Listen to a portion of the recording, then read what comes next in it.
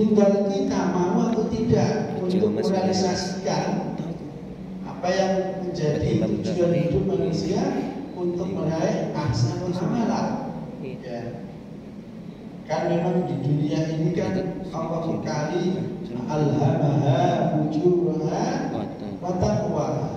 Allah berikan potensi untuk melakukan ketakwaan dan potensi untuk melakukan keburukan.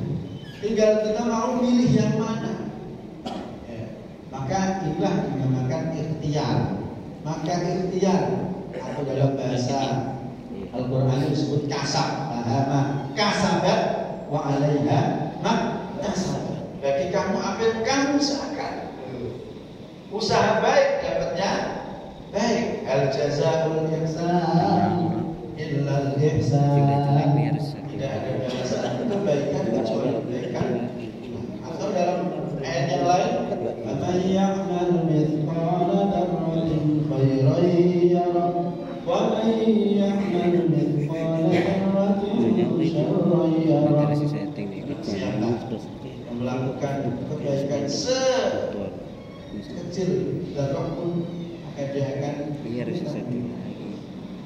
itu juga kan di sini kita patut bersyukur kepada Allah, mengucapkan alhamdulillah, segala puji bagi Allah.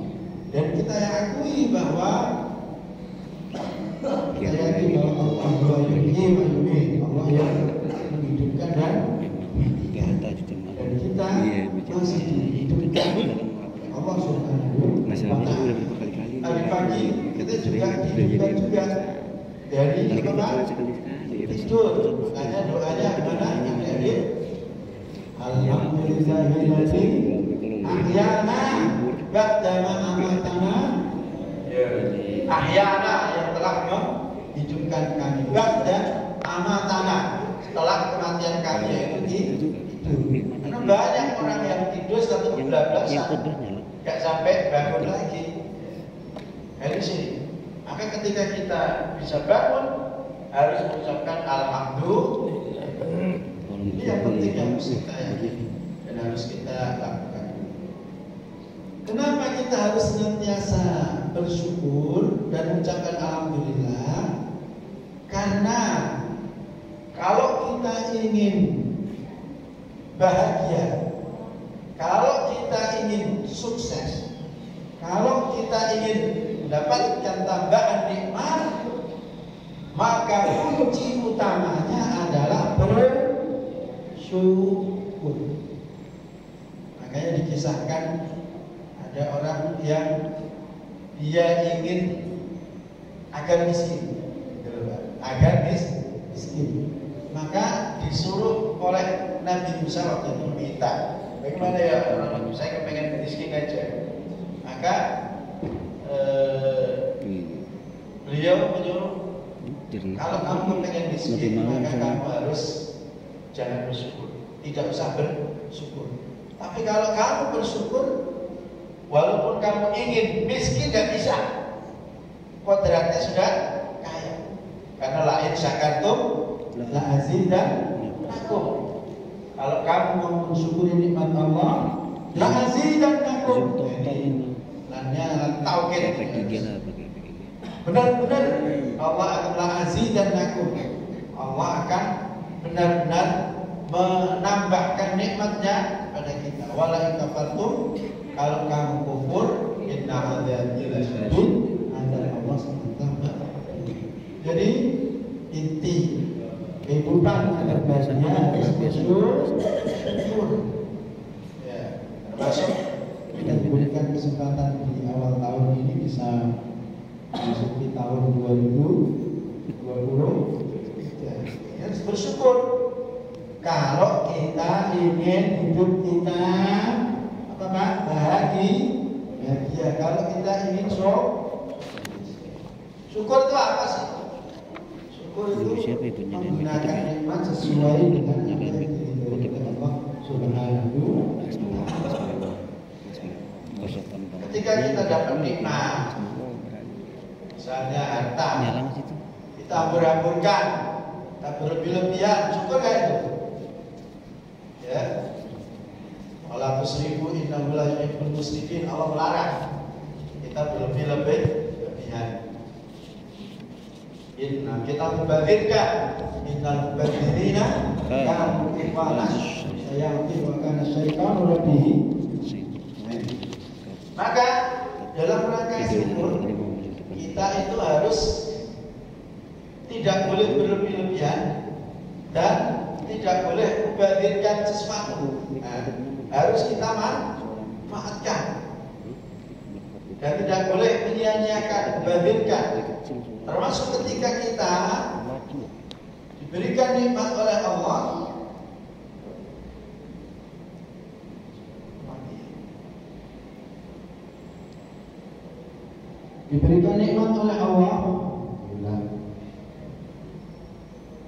kesempatan kita tidak gunakan untuk meraih apa yang menjadi tujuan hidup manusia, biar bulan ayyukum ahsanu amala, berarti kita membazirkan waktu. Makanya melakukan hal-hal yang tidak baik itu bukanlah ciri orang yang beriman. Orang yang beriman salah satu cirinya adalah min husnil Islam tarkuhu ma la ya'ni. Orang Islam yang baik adalah meninggalkan sesuatu yang tidak berguna. Kalau sesuatu berguna, memberikan manfaat bagi orang lain, ketika kita niatkan lillahi ta'ala karena Allah, maka itu hakikatnya adalah ibadah. Itu hakikatnya adalah bersyukur. Ya. Bersyukur itu juga kaitannya dengan ibadah. Ya. Ketika kita beribadah itu sudah bersyukur. Contohnya Nabi Muhammad SAW suatu ketika dilihat oleh istrinya Aisyah, itu lagi melaksanakan sholat. Sholatnya lama juga, lumayan lama. Akhirnya karena melihat dari sholat, setelah itu dia tidur lagi. Aisyah. Setelah Aisyah tidur lagi dan melihat Rasulullah, bahkan beliau bangun lagi. Setelah bangun melihat Rasulullah melaksanakan sholat lagi. Akhirnya Aisyah nanya, ya Rasulullah, kau kan orang-orang yang, kau adalah orang yang sudah dijamin oleh Allah masuk surga, sudah dijamin dosanya diampuni oleh Allah. Kenapa kau masih sholat masih banyak banget gitu ya? Sekedarnya lah, mungkin gitu ya. Maka kata Nabi, afala an akuna abdan syakur. Apakah kamu tidak senang kalau aku termasuk hamba-hamba Allah yang bersyukur? Jadi ketika beliau ibadah dalam rangka bersyukur. Kenapa? Menggunakan nikmat untuk hal-hal yang diridhoi oleh Allah. Itu namanya syukur. Nah, syukur itu alhamdulillah. Kalau alhamdulillah gampang, anak kecil juga bisa.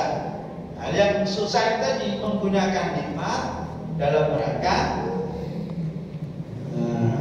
menuju jalan yang diridhoi oleh Allah Subhanahu wa ta'ala. Memang alhamdulillah itu juga bagian daripada syukur.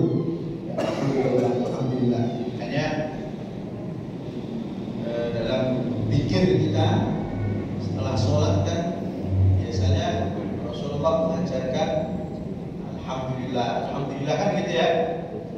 Karena memang merupakan ciri-ciri orang yang bersyukur ya ketika mengucapkan alhamdulillah. Tapi bukan hanya sekedar lisan, hati kita juga begitu. Alhamdulillah, segala puji bagi Allah atas nikmat yang telah diberikan oleh Allah.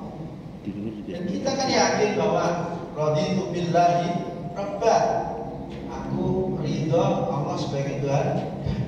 Maka begitu juga kita harus ridho terhadap pemberian Allah. Kalau sekarang ini belum banyak, bisa banyak hal. Yang pertama mungkin kita kurang bersyukur, ya. Yang kedua, tadi kan syukur itu kan menggunakan nikmat pada sesuatu yang bermanfaat dalam rangka mencari ridho Allah. Kalau sekarang kita kurang sukses, mungkin kita kurang menggerakkan diri kita untuk meraih hal-hal yang diridhoi oleh Allah. Contohnya, ya, kita itu kan disuruh untuk ikhtiar, ya, siapapun orangnya, dengan cara masing-masing. Ketika kita masih kecil, masih masa sekolah, ikhtiarnya dengan apa? Belajar. Usahanya harus dengan belajar. Belajar itu pahala nggak? Pahala nggak? Tergantung niatnya, ya. Kalau niatnya karena Allah, pahala. Menghilangkan kebodohan dan juga mengikuti Rasulullah. Karena Rasulullah kan menyuruh kepada kita untuk belajar. Man arada dunya fa'alaihi bil ilmi wa man arada al-akhirah fa'alaihi bil ilmi. Barang siapa yang menginginkan kehidupan dunia yang baik harus dengan ilmu, akhirat yang baik harus dengan ilmu. Berarti kan kita ketika belajar itu mengikuti siapa? Rasulullah. Bahkan Rasulullah itu tidak meminta tambahan apapun kecuali tambahan ilmu. Wa qur rabbi zidni ilma. Maka tambahkanlah ilmu kepada kami. Jadi di sini yang saya pahami, ya, kita tidak membedakan, oh ini ilmu agama berarti ibadah, ini ilmu umum adalah enggak ibadah. Semua tergantung niatnya. Kalau kita belajar ilmu agama, niatnya seperti siapa? Senop Horjen ya Pak. Yang dulu tuh ada orang Belanda, dia kepengen menghancurkan Islam dengan cara apa? Belajar agama Islam dan pura-pura masuk Islam. Namanya diganti jadi Abdul Ghafur. Dan setelah itu nikah, pernah ke Mekah juga.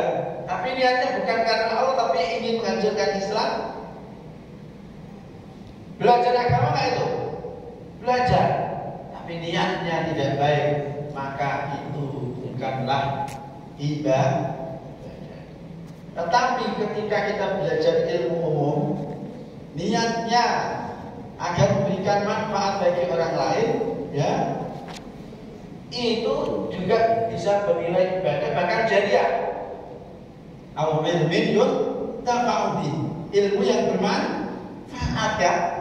Jadi bukan ilmu agama yang Allah,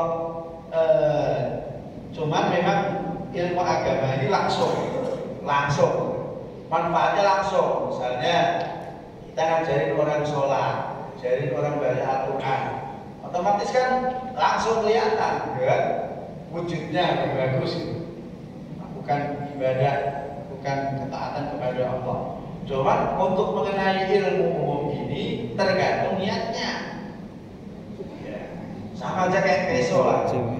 Peso kalau digunakan untuk memasak itu, ya, memasak tujuannya untuk menghormati suaminya, ya, dan membantu suaminya. Kalau beli terus, saya pedagang, kalau kan biasanya gitu.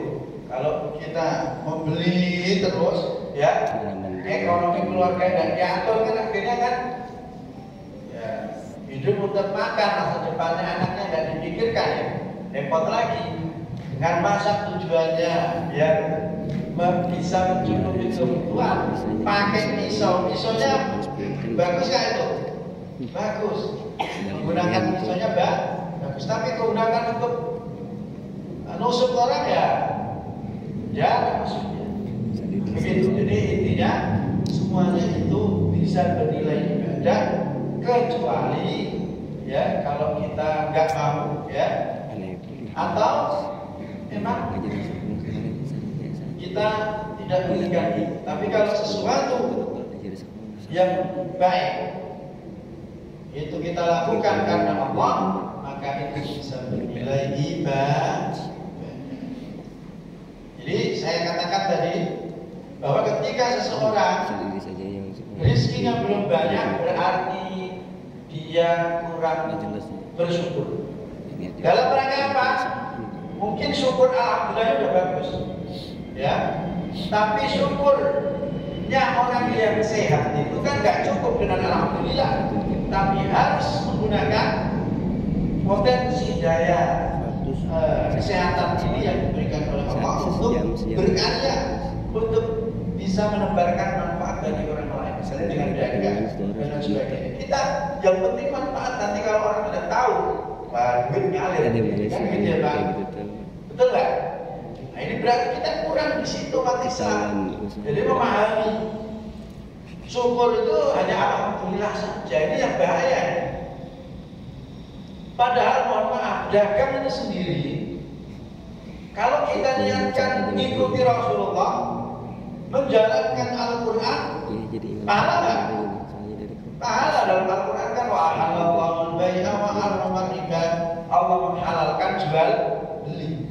Ketika menghalalkan jual beli kan kita disuruh untuk jual beli kan? Itu yang pertama.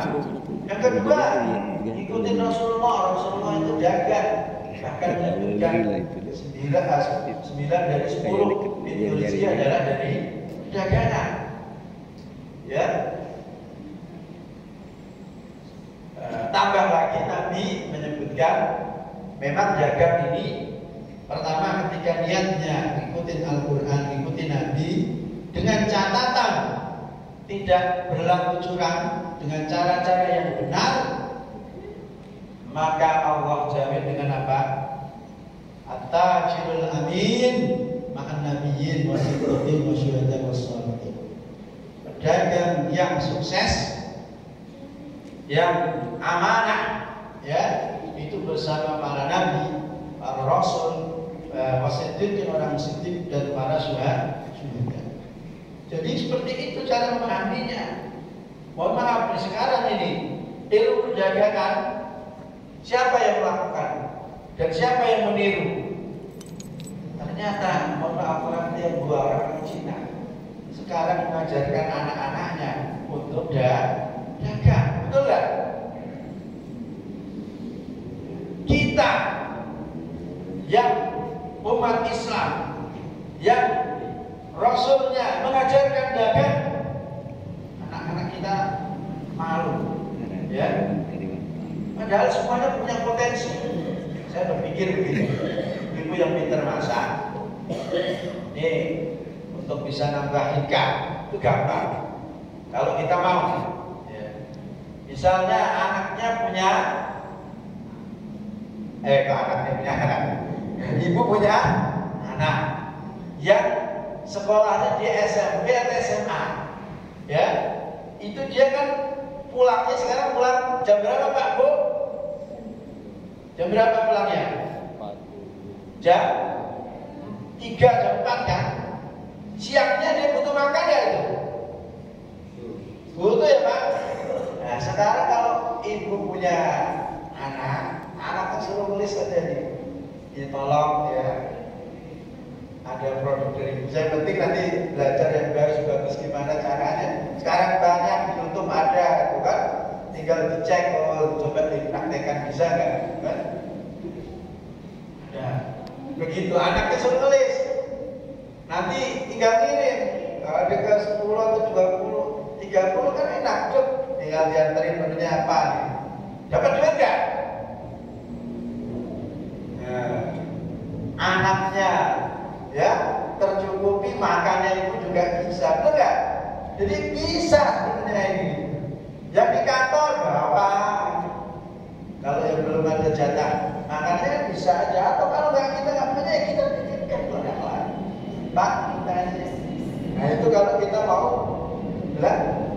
belajar dan mau ikhtiar menggerakkan. Kalau model begitu insya Allah berhasil nggak? Berhasil. Yang penting mental kita jangan pokoknya kita nggak punya harus berarti minta, jangan.